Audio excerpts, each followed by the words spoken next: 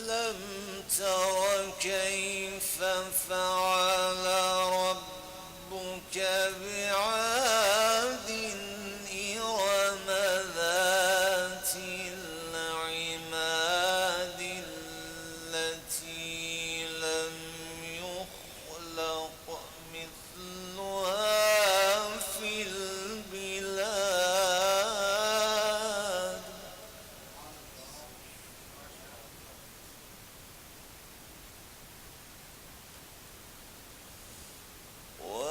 وثمود الذين جابوا الصخر بالواد وفرعون ذي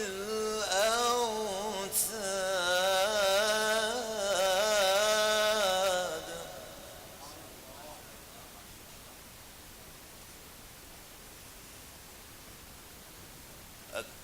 الذين طغوا في البلاد فأكثروا فيها الفساد فصب عليهم ربك سوط عذاب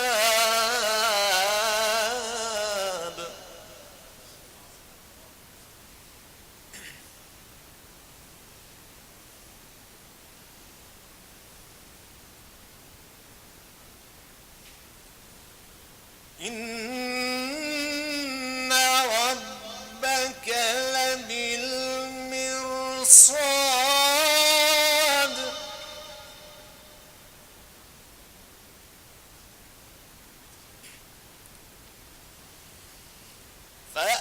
فأما الإنسان إذا ما ابتلاه ربه فأكرمه ونعمه فيقول ربي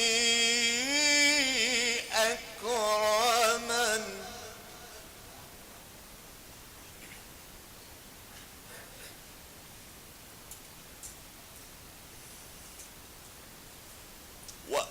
وأما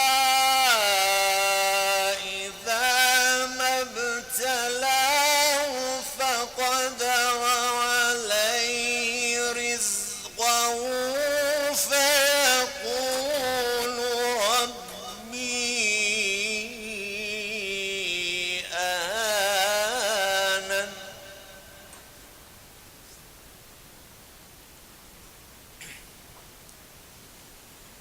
كلا بل لا تكرمون اليتيم ولا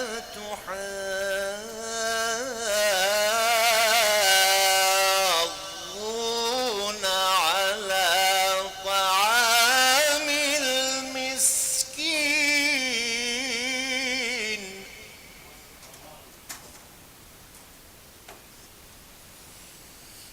وتأكلون التراث أكلا لما وتحبون المال حبا جما كلا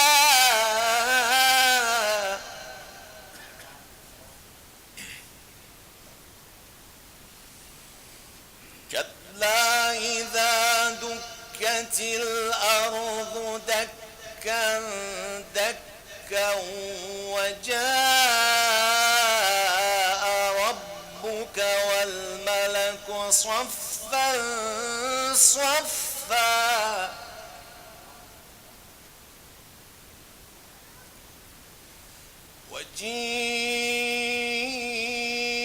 وجيء يومئذ بجهنم يومئذ يتذكر الإنسان وأنى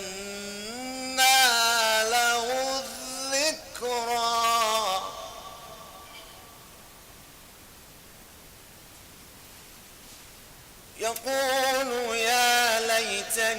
قدمت لحياتي فيومئذ لا يعذب عذابه أحد ولا يوثق وثاقه أحد. يا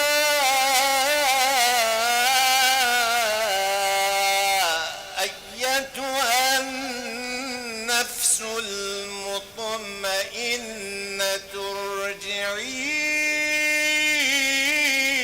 إلى ربك راضية مرضية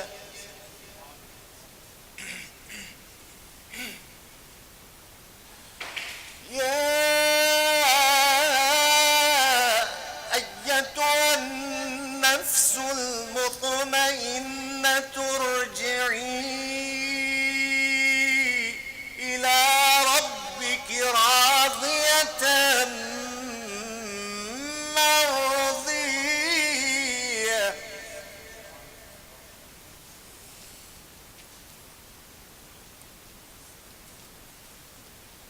ارجعي إلى ربك راضية مرضية فادخلي في عبادي وادخلي جنتي. صدق الله العلي العظيم. Dear brothers and sisters in Islam, ladies and gentlemen, welcome to this gathering which is being held to commemorate the 26th anniversary of the passing away of Imam Khomeini rahmatullah alayhi. For tonight's program, because we are short of time and obviously we're going to have congregational prayers, we have three respected guests to speak, each one about a very short speech, about 10 minutes, and then we have a question and answer session, which inshallah we'll have. And ladies and gentlemen, if you have any question, please write it down or text it to the number that we will announce later on. Because I don't want to take the time and because we are short of time for beginning of the program, I would like to invite Dr. Zaid al-Salami, who's the Imam al-Masjid al-Nabi Akram from Sydney, Australia. Please. أعوذ بالله من الشيطان الرجيم. بسم الله الرحمن الرحيم. الحمد لله رب العالمين وأفضل الصلوات وأتم التسليم على سيدنا ونبينا وحبيب قلوبنا وطبيب نفوسنا أبي القاسم محمد.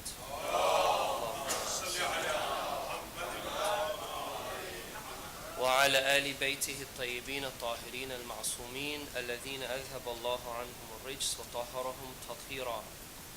اللهم صل على محمد وآل محمد. So I don't know what I'll be able to say in 10 minutes, but seeing that that was the time allocated for me, I'll try to be as brief and quick as possible. Today's the 4th of June, and we know that it is the day of which the founder and leader of the Islamic Revolution of Iran passed away in the year 1989. That's right. Of course, marking the anniversary of his passing away was only another milestone in the successful struggle that Imam Khomeini rahimahullah initiated in the 20th century, and it has continued until this day. There are certain dimensions to his life that I would like to refer to, and these were a little bit of some of the aspects of what I spoke about earlier this week in the Imam Khomeini conference held in London. And there could be some certain things that we might overlook, seeing that we have become so familiar with Imam Khomeini's personality, but in reality, the value of the life of Imam Khomeini is not only in him initiating the revolution, but in the caliber of the personality that he was. Not only was he somebody that was well based in the Islamic seminary, in the Hawza Ilmiya, he was a well recognized jurist, a known, highly celebrated marja' taqleed. He was someone of high authority and an expert in numerous sciences, whatever was dominant within the Hawza system at the time. And also he was some undisputed leader of the people of Iran. This, of course, made it more successful for him to be able to win the souls of the people of Iran. Of course, Iran was going through a very difficult situation prior to the advent of the revolution. So much so that Shah was famously known as the country seller, or the Vatan Furush. All the valuable minerals and everything else was taken away to other countries, and the underprivileged people of Iran were suffering. However, Imam Khomeini rahimahullah initiated this, but it was more from his spiritual dimension that people still continue to remember him. So we had said that he was marja' taqleed. We had said that he was known as an expert in other sciences, whether it be theology or philosophy or hadith studies, but mainly in the area of akhlaq and irfan. Imam Khomeini stood out.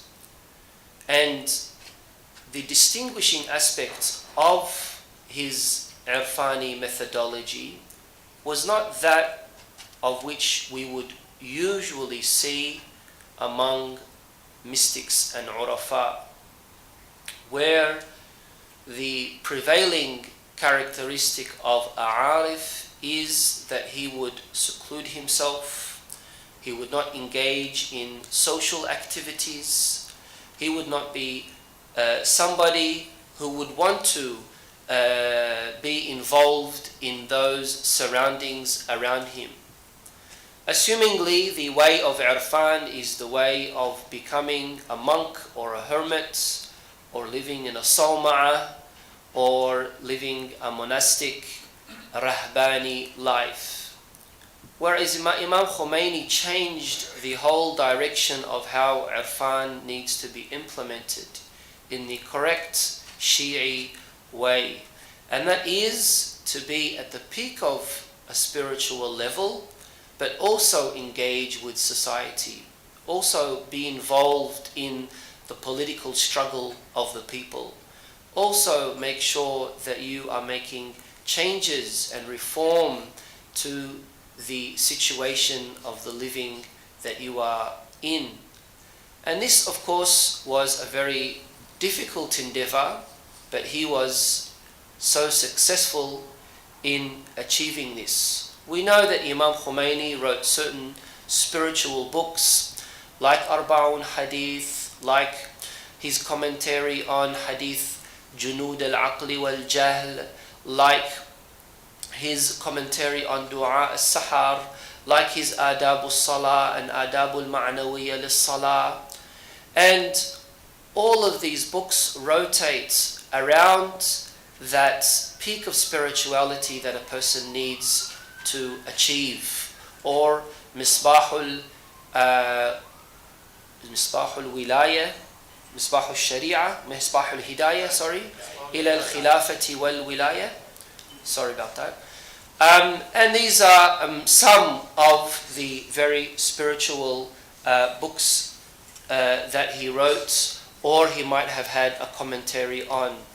Not to go into the other aspects of his commentary.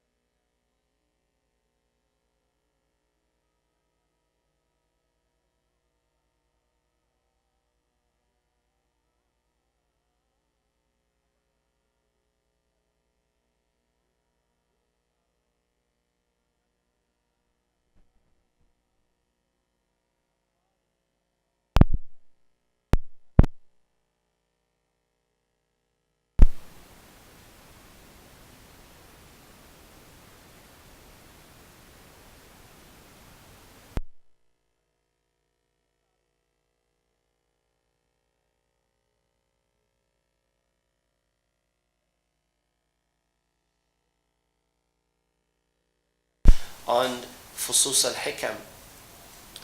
Irfan for him meant taqwa. Irfan for him meant to be with people.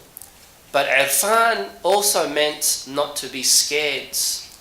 Not to allow yourself to be governed and controlled by those not worthy of it. How could one who be a follower of Ahlul Bayt alayhim salam allow some non-religious, secular individual or system or government to govern and control the Muslim states and the Muslims at that time?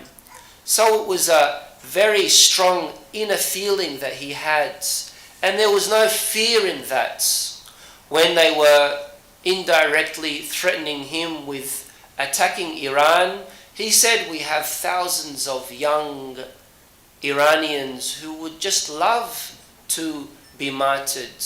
He said, we are men of war, so there's no fear for that. The normal approach that could be assumed with someone who is of that caliber is we need to stay away from any confrontation. Let's not get into all of this. Let's close the door and no longer allow any of this to happen. But this is exactly what irfan is. Irfan is a higher level than akhlaq. Akhlaq is for one to adjust and correct their behavior. Whereas when it comes to ma'rifah or irfan, it means one witnesses and experiences these things firsthand. Prior, you probably wanted to do things that would allow you to enter heaven. Now, you want to experience heaven and witness it.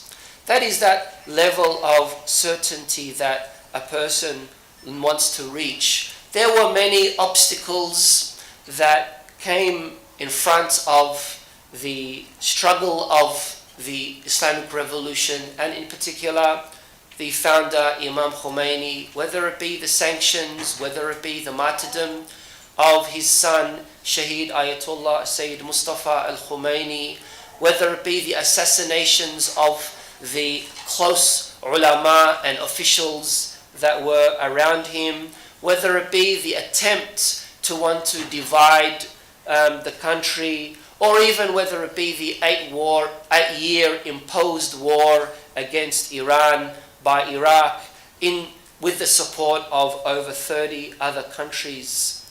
These are among the many different things that enabled the Islamic revolution to be so successful under the leadership of the late Imam Khomeini, done according to the fundamental mainstream Shia ideology, and also changing the whole equation of the world to allow the Shia everywhere around the world to be proud enough to say that they have a supporting country, they have a country that's constitution is based on the teachings of the Quran and the teachings of Ahlul Bayt alayhim salam, and all of the other aspects that go along with that. We indeed grieve the loss of this great scholar who brought the Muslim Ummah one step forward towards the reappearance of our beloved Imam Ajjalallah Ta'ala Farujuhu Sharif. And so we have a duty to carry on with his legacy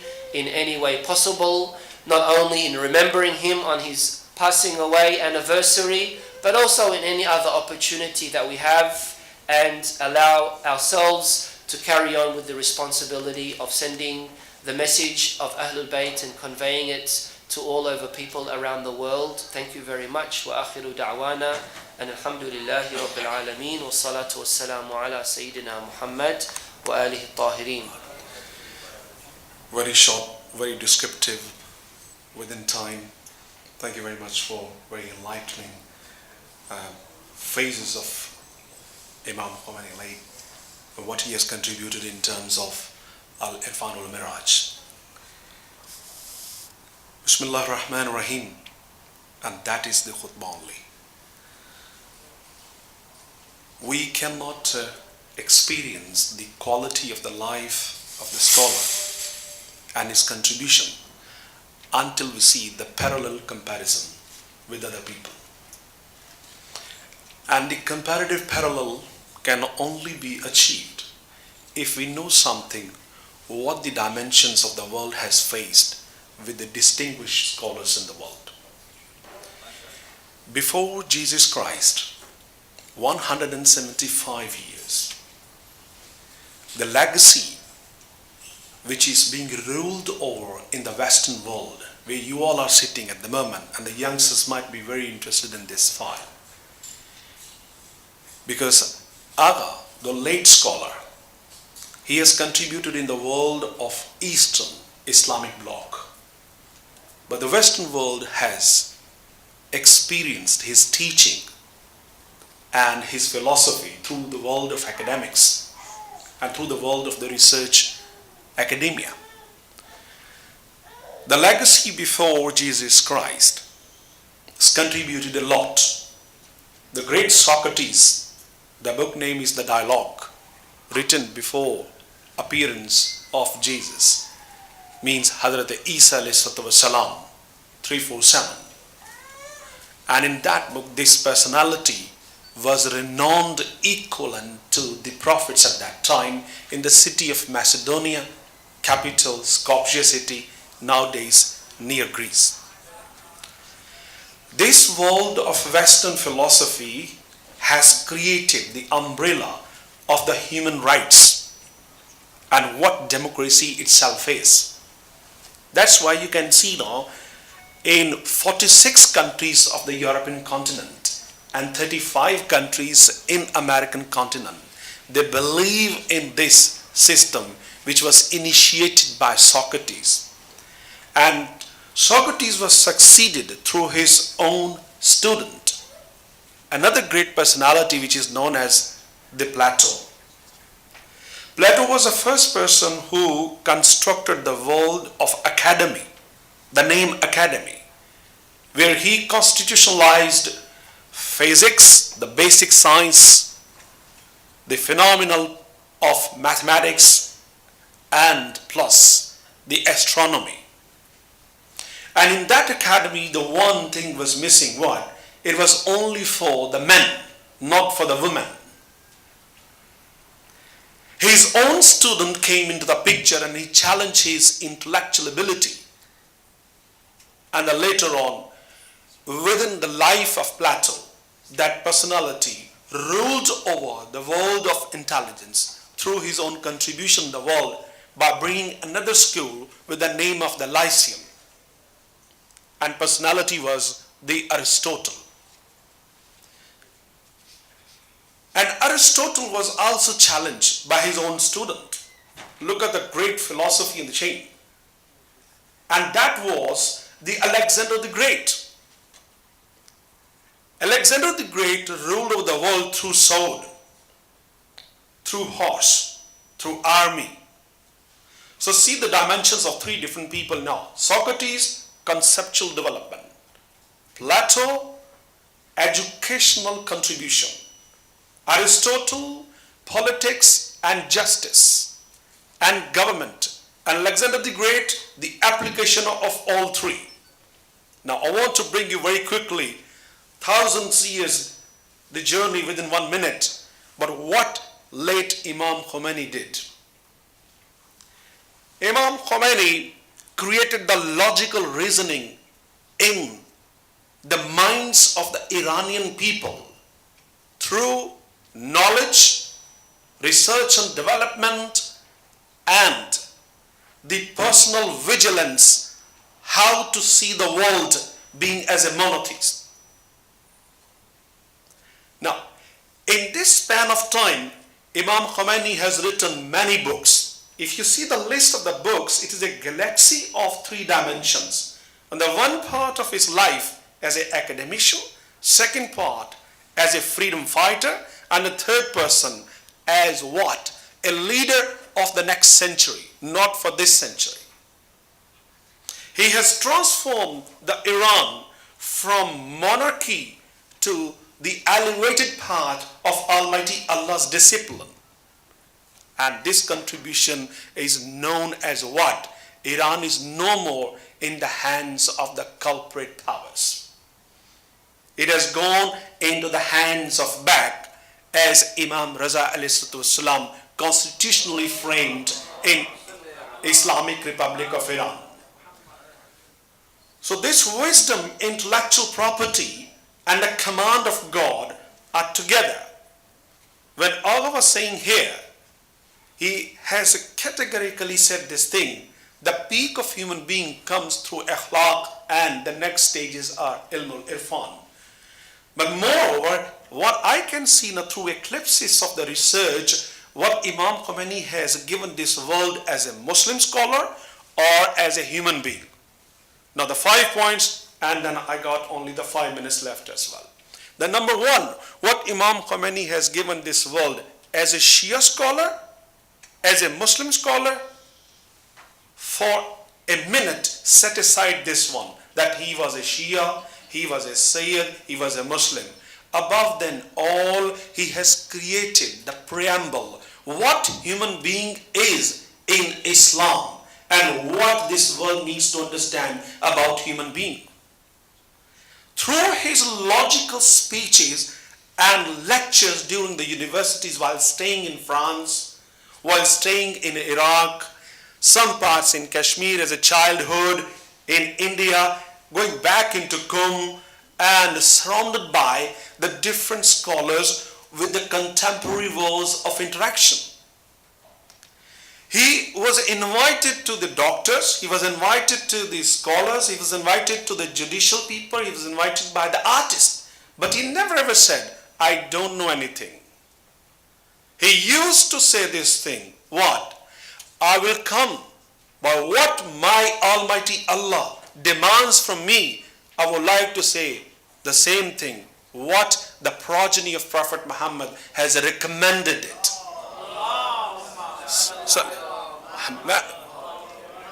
the youngsters who are living around this area, because this area is surrounded by 3 universities, Edge Hill University, MMU, Manchester Metropolitan, and Manchester as well. Now, what I expect as well, when the namaz time will come, the doors will open. The many youngsters, undergraduate, postgraduate, MPhil, PhDs will come here and they will have the thirst of questions, and when they're leaving the door, they will have the answers as well. That is the duty of the followers of Imam Khomeini, not as a Shia, not as a Sayyid, as a scholar of Muslim contemporary world. He does not belong to only Shia community. He belongs to everybody who believes in change for the justice, who believes in the change for the humanitarian principle, whether the West does not like him, but the scholars do like him. The researchers do like his contribution. The world is accepting now at the moment, number 3 contribution in the world of Imam Khomeini is that write something which cannot be neglected. Why? People will come and read, and they will make a catharsis what you have given in this world now.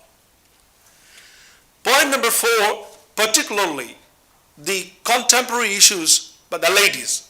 What a vigilant leader was he in the Republic of Iran as a Muslim world.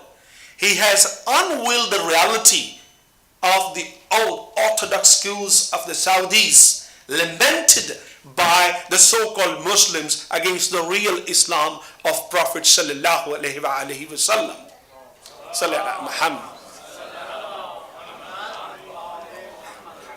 Point number 6, which is really important one to understand. What? Do we agree what the youngsters, the scholars, those who are here, who are studying in the universities, they are embedding themselves that what Islam demands from us? This is a great opportunity for us to take the legacy of Imam Khomeini to the next world by preserving his intellectual development and sharing his the prudential investment in the world of research through books, through lectures, through knowledge into the university paraphernalia. That the universities are looking forward that what is a picture of Islam with the media. I know the media is against Iranian school of thought, but Iranian school of thought is not Iranian school of thought. It is the school of thought of Islam. It is a school of thought of Almighty Allah. It is a school of thought of Prophet Muhammad and his progeny.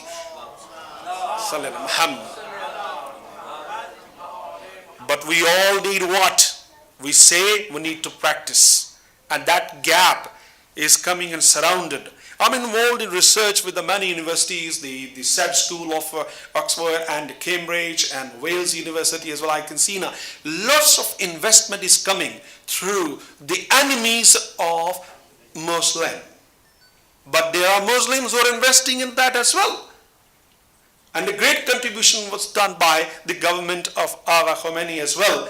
But what we are doing it now at the moment, the time is to open the eyes. The time is now again. Come up with new ideas. Take the ownership of your act, advice and saying. And that's the way Islam can be spread. Islam cannot spread through the words only. Islam needs devotion. Islam needs a message. What Agha started, we need to take a next head.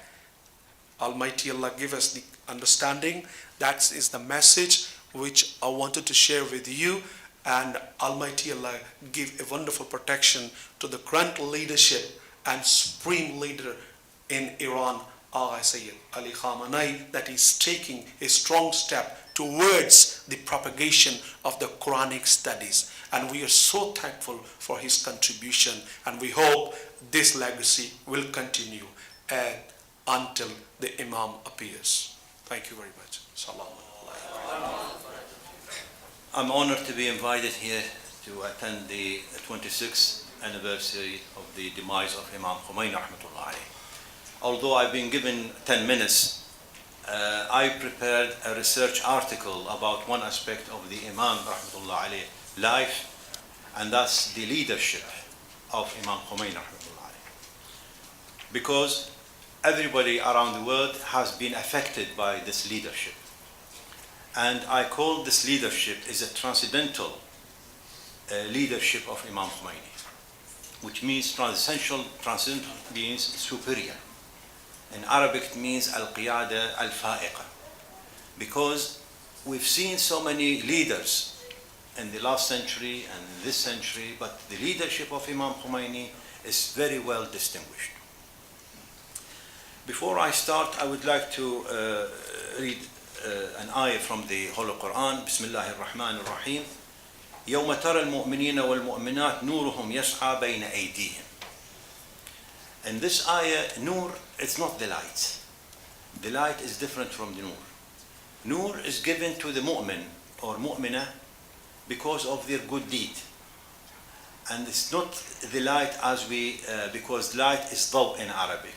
So this should be very well clear to all the mu'mins and mu'mina that the nur In Palestine, but all other underprivileged, oppressed people around the world.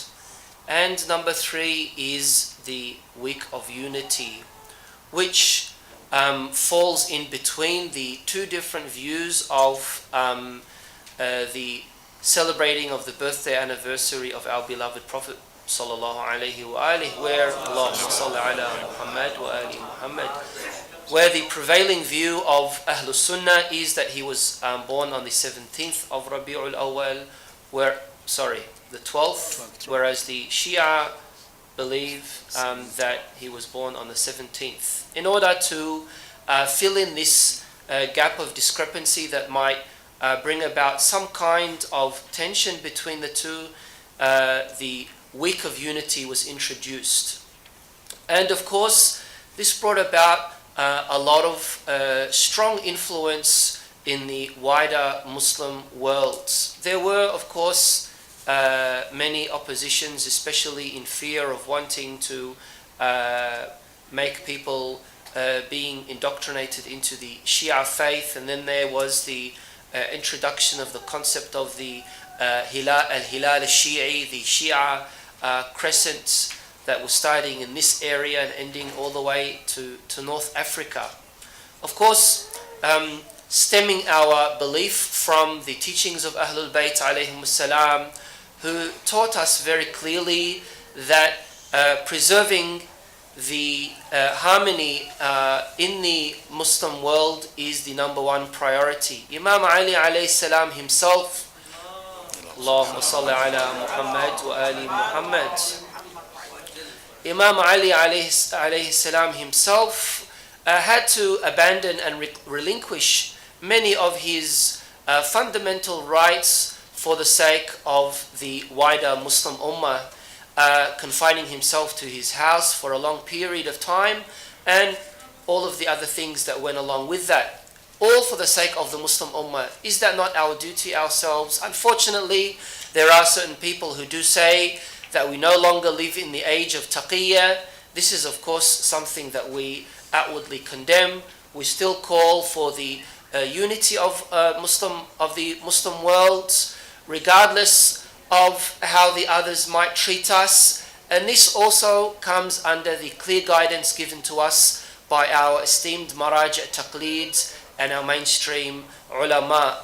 Muslim unity is effective. It has been very, very successful, and it will continue to be successful regardless of the opposition that might come along. Thank you very much. I have a question here. I'm not sure what the questioner is asking, but I'm reading, see if our respected speakers can identify with. It says, Salam, Imam Khomeini brought about a unique and very successful revolution. Why was there so much oppression at that time from both Iranians and non-Iranians? And even today, Imam has lots of supports, but also people against him.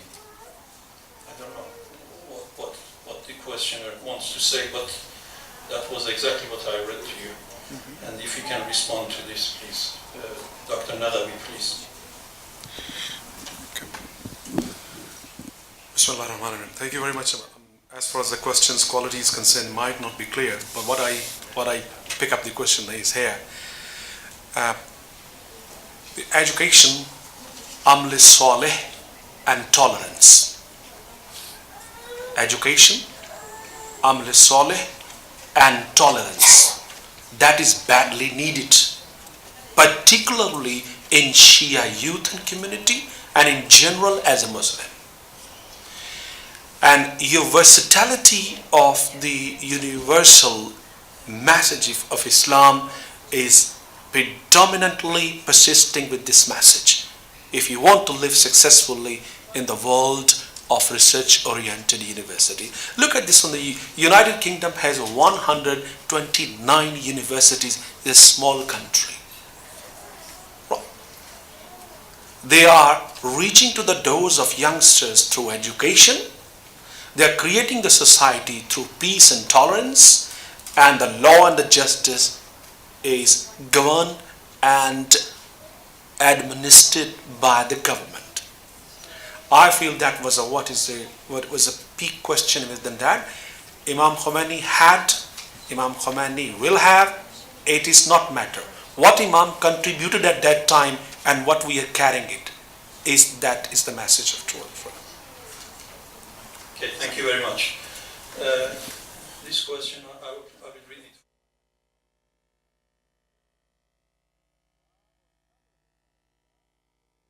What would be his position regarding the groups such as Daesh and also the aggression of Saudi Arabia towards Yemen? Well, I mean, the conditions now which we witness is almost similar to that during the Imam's time, rahmatullah alayh. At that time, Iran was surrounded by the whole of the world. Whether Western countries or Arabic countries, all were against Imam Khomeini and against the Islamic Republic of Iran. And at that time, and compare it to now, and now it's still the same. So at that time, Imam took the same position to stand against all these forces and to build the Islamic Republic of Iran, make it institutional, make it strong, and deliver the message to all Muslims and all people around the world.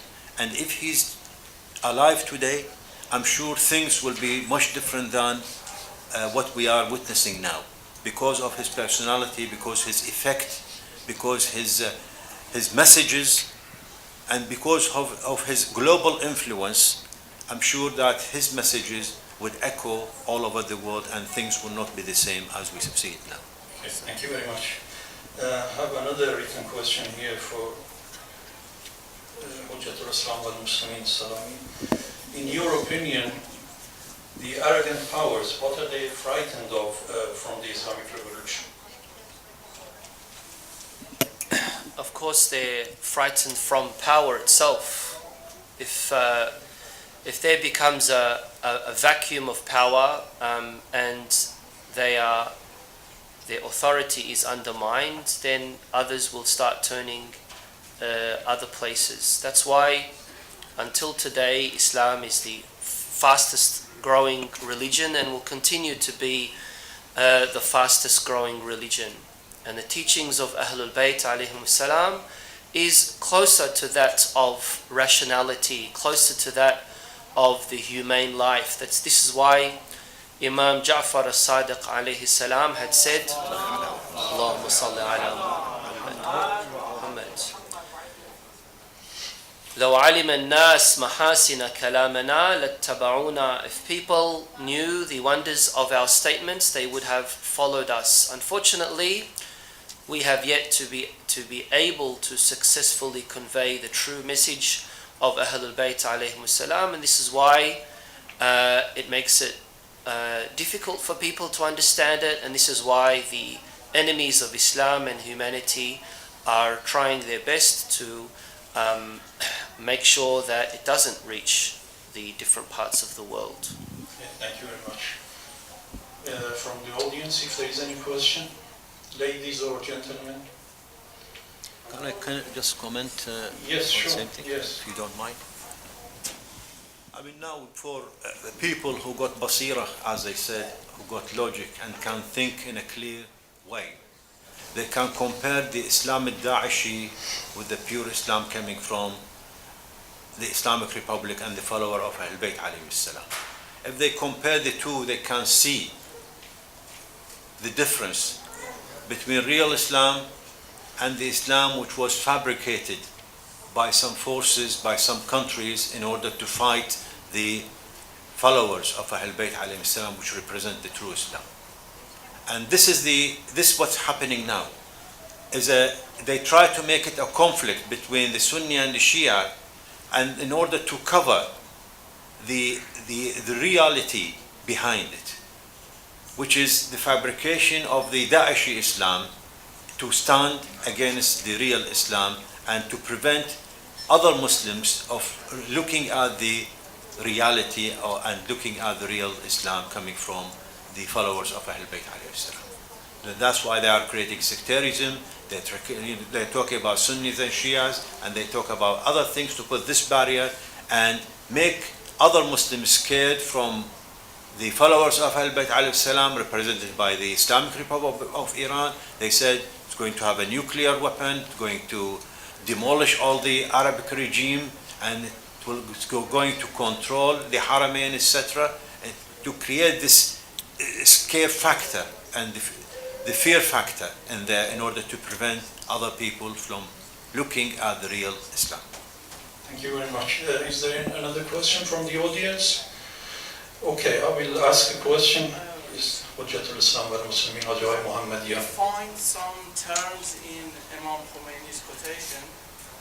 For example, tahajjur, Islam now, and secular Islam. And we find in the quotation of Hazrat Ayatollah Khomeini one special, important term as a Shia, London Shia. What is your explanation about these three in this course, for terms, please? The secular Islam? Pure Islam, Pure Islam. Tahajjud, secular Islam, and Shia London. London Shia. People who propagate Shiism from London. I think from what I understand, coming from the last one, the Shia Londonese means that the Shia who've been affected by Western maybe way of thinking, by the Western society, so they got like some pollution in their belief.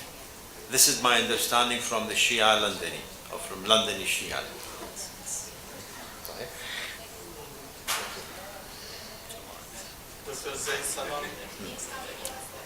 I'll just say, as the Sheikh said, there is another way of looking at it from the Londoni Shias. The Shias who show themselves Shias, but they are, trying to attack the Sunnis in the worst way by having satellite channels, and all the time they are attacking some of the, concept of the Sunnis and the symbols of the Sunnis. And they show to other people that the Shias, all the Shias, having this thought.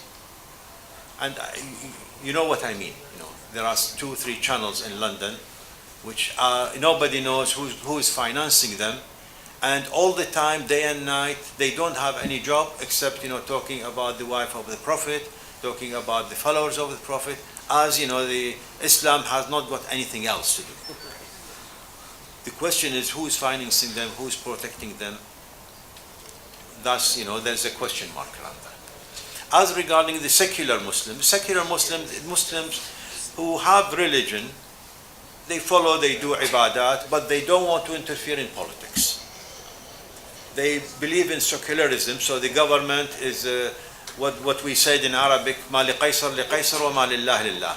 What's for Caesar is for Caesar, and for Allah, for Allah. So for the prayer time, there is a prayer, and for Caesar, for the other things, they do it like the secular way. This is my belief. Maybe the Sheikh has a different way of interpreting. Yes, if you please add some comments to the question from Hujjatul Islam Muhammadiyah. I think it's categorically wrong for us to classify ourselves in the way that others might put us as, especially for others to define what kind of Muslim we need to be. And this is why, unfortunately, it has been thrown at us so many times that we need to be moderate Muslims, but to define who is a moderate Muslim is not done by the Muslim himself or herself, but others. Non-Muslims are the ones who are telling us what kind of Muslim we need to be. It's very important for us to avoid these kind of classifications. However, we do know that Muslims do have different aspects of how they take Islam to be. This is why we do have people who are either on this side of extremism or that side of extremism. And unfortunately, the only thing that has brought the light of day as far as media is concerned is never the midway, but always either this side of the extreme or that side of the extreme, whether it be the ISIS or ISIL or Daesh or anyone else, or whether it be the progressive Muslims who say that we need to integrate and we need to abandon Sharia law and we need to be all hippy-dippy and we need to be accepting of organizations like the one next door, which I'm not going to mention what it is. Then, of course, we have those who unfortunately try to push their agenda certain regions of the world, and they have made it upon themselves to attack everyone that they do not agree with. So not only have they continued to attack the Sunni world, but they also attack our own Shia ulama, our own Shia maraji'. 95% of our Shia ulama and maraji' have left the boundaries of Islam, either because they believe in the establishing of a government or they categorically disagree with the importance of their view of abandoning taqiyya or anything else. And I think this is a term that's used, the tashayyu' that's coming from London, but it's not only limited to London, because mashallah there's a very large mainstream Shia community in London, but it means something that is supported by the superpowers. They're used as puppets with hidden hands, and they're pushing forward an agenda not only against the Sunnis but also against the Shia themselves, to create that friction and tension and to divide even further the differences that exist. Okay, thank you very much. As we are approaching the time for Namaz al-Maghrib, I would like to thank all our distinguished and respected speakers. Dr. Zaid al-Salami from Sydney, the Imam al-Masjid al-Nabi al-Akram from Sydney, Australia. Dr. Nadavi and Professor Nader, thank you very much. Please recite the loud salawat. اللهم صل على محمد